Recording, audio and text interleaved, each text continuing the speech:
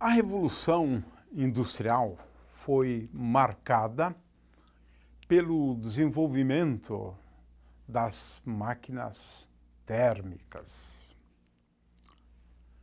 O que significa isso? Nós descobrimos como aproveitar o calor para realizar tarefas.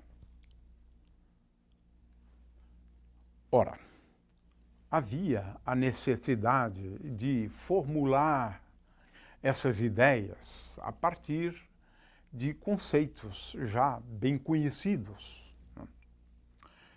De forma que a primeira lei da termodinâmica, ela, de certa maneira, explica o seguinte: quando um sistema absorve uma certa quantidade de calor, o que pode ser feito com essa quantidade de calor? Então, vamos começar com quantidades infinitesimais, porque a primeira lei ela é sempre formulada em termos de quantidades infinitesimais. Ora, a primeira lei pode ser formulada de uma maneira bastante simples. Se um sistema usualmente, aliás, quero falar um pouquinho sobre a notação, às vezes se usa de que assim ou se usa também de que assim.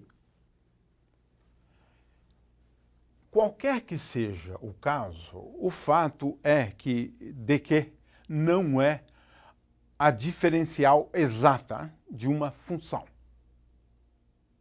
De que é uma quantidade infinitesimal de calor. Eu não vou lembrar isto, vou apenas usar essa notação.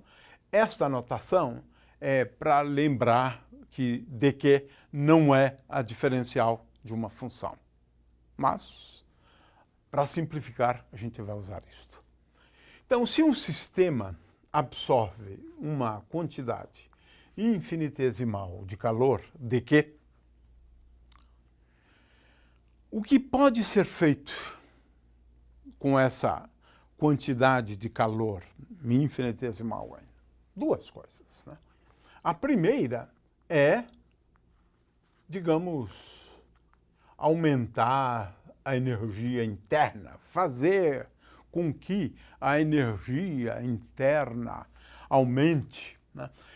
Veja, isso aqui praticamente foi aquela nossa definição de calor, na qual a gente mantinha o volume do sistema constante.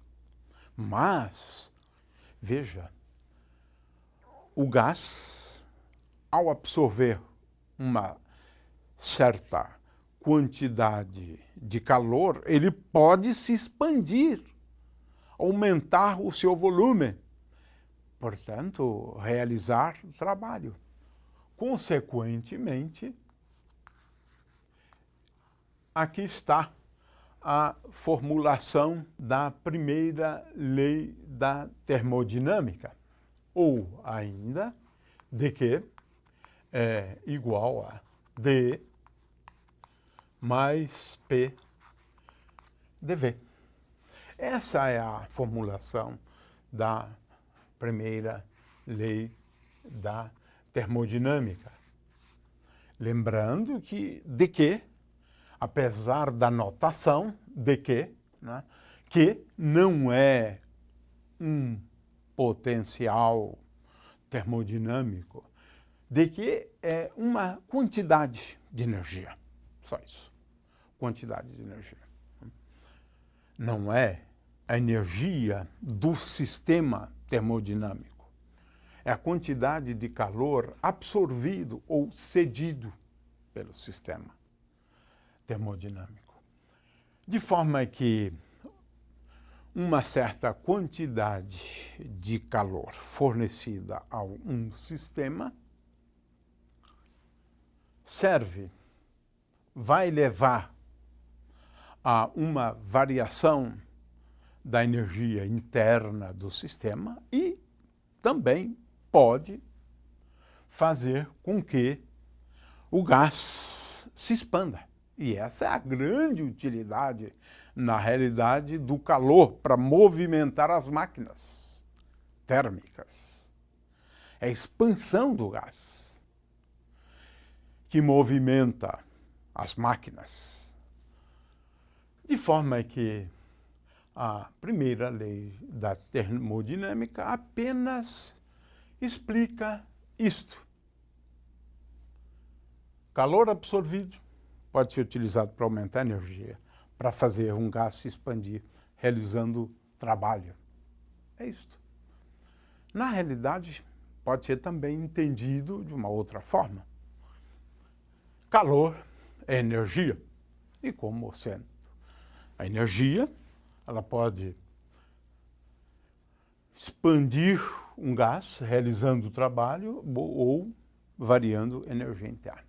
Esta é a formulação usual, né, da primeira lei da termodinâmica.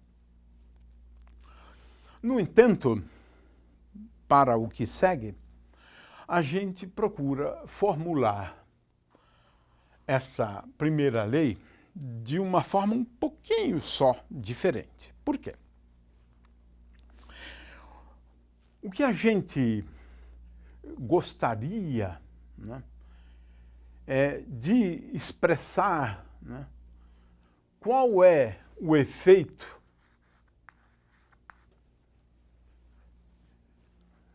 do sistema absorver uma certa quantidade de calor em termos do incremento da temperatura, da pressão, do volume. Porque essas quantidades aqui são fáceis de serem medidas, né? Então, temos uma outra formulação da primeira lei, inteiramente equivalente a essa, onde a gente expressa o fato de que quando um sistema absorve uma quantidade infinitesimal de calor, isso leva a incrementos da temperatura, da pressão, do volume. Então, existe uma outra forma de se formular a primeira lei. Agora, escrevendo não em termos do incremento da energia, mas em termos dos incrementos de temperatura e pressão. De forma que é uma outra maneira de formular a primeira lei. Porque agora não estou falando de incremento de energia, por exemplo, estou falando de incremento de temperatura. Vamos então começar, né, falando do incremento de temperatura, por exemplo. Ora, eu quero lembrar aqui dois conceitos. Nós vamos começar adotando a ideia de que a energia é uma função de duas variáveis, a saber, a temperatura e o volume. Nós vamos começar com a dependência da energia com respeito à temperatura e volume. Em assim sendo, dE pode ser escrito sob a forma de dois termos. dt a volume constante vezes dt mais dV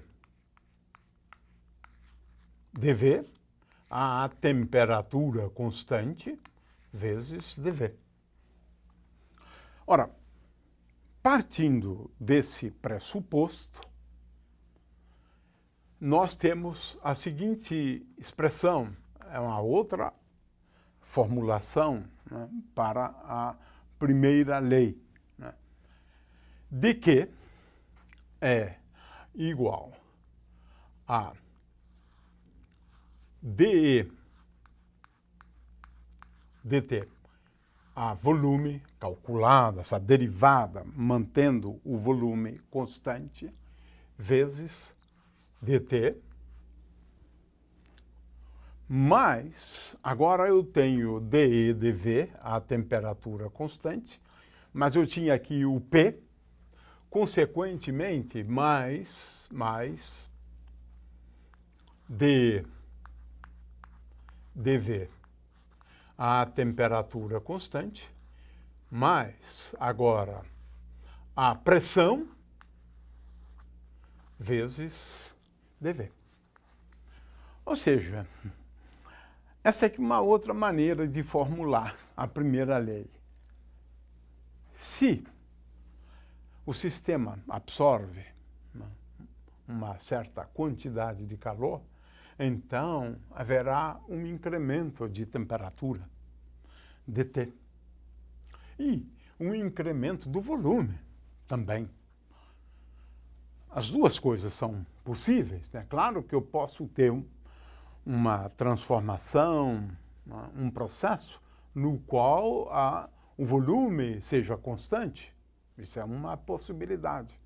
Mas veja que agora aqui eu tenho coeficientes, né? Claro que esses coeficientes aqui dependem, sim, da energia, de como eu expresso a energia em função da temperatura e do volume. Agora sim, isso aí depende do sistema considerado. E calcular a dependência da energia com a temperatura e com o volume é fácil só em alguns casos. Só em alguns casos.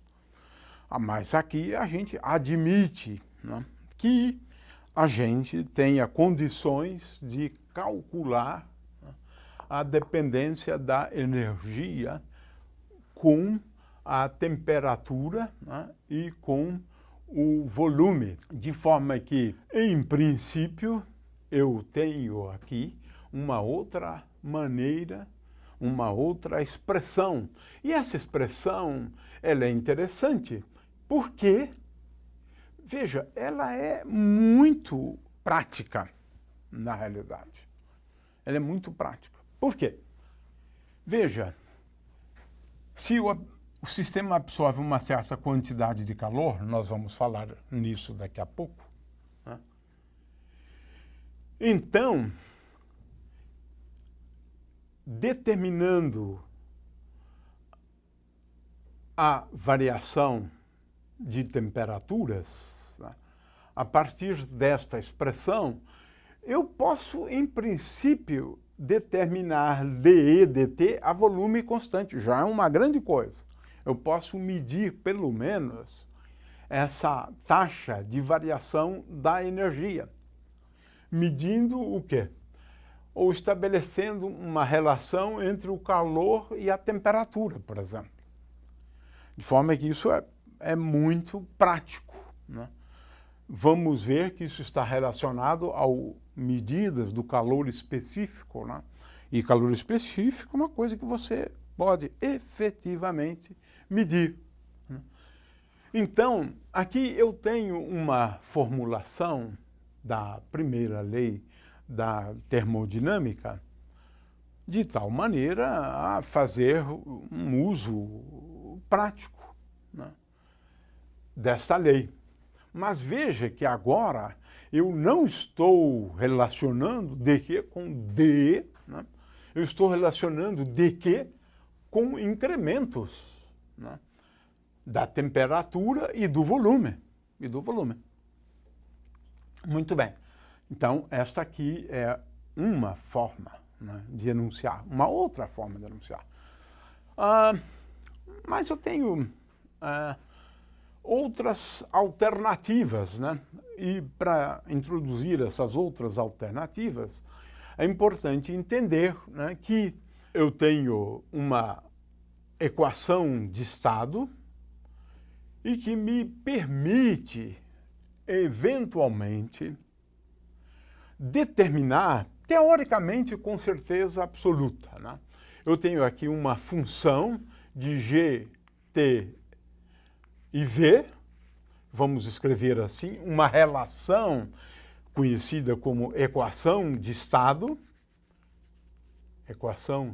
de forma que, em princípio, eu posso determinar, por exemplo, a temperatura como função de P e V, em princípio, e, portanto, também em princípio, eu posso escrever uma expressão para energia, em princípio, em função de P e V, claro. Na realidade, eu sempre posso utilizar duas dessas três variáveis, porque elas não são independentes.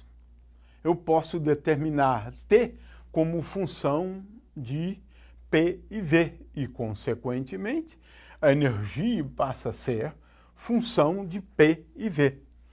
Consequentemente, nestas circunstâncias, dE se escreve da seguinte forma: dE é igual a dE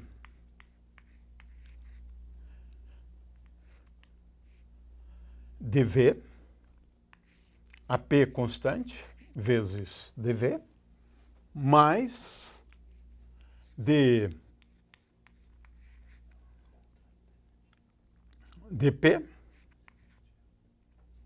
a V constante, vezes dP.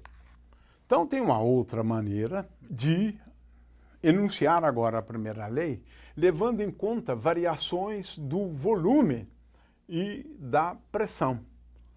Finalmente, eu posso, eventualmente,